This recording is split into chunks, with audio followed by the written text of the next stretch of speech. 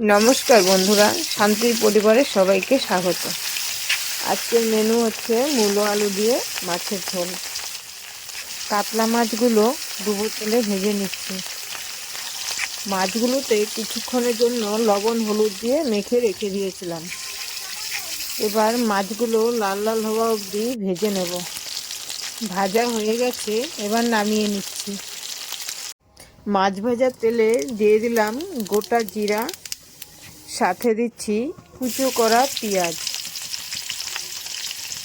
পেঁয়াজগুলি লাল লাল হওয়া পর্যন্ত ভেজে নেব। এবার দিয়ে দিচ্ছি মূলো এবং আলুগুলো। এবার স্বাদ মতো নুন দিয়ে ভেজে নেব। সবজিগুলো হালকা ভাজা হয়ে যাওয়ার পরে হলুদ গুঁড়ো এবং লঙ্কার গুঁড়ো দিয়ে দিচ্ছি। কিছুক্ষণ নেড়ে চেড়ে নিলাম। এবার সবজিগুলোতে জিরে বাটা এবং লঙ্কা বাটা দিয়ে দিলাম। সবজিগুলো মশলার সাথে কষিয়ে নিচ্ছি যতক্ষণ তেল না ছাড়ে।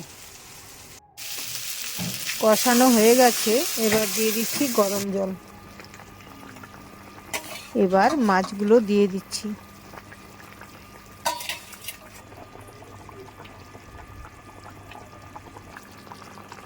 মাছের ঝোল প্রায় হয়ে এসেছে, এবার ধনেপাতা দিয়ে নামিয়ে দেব।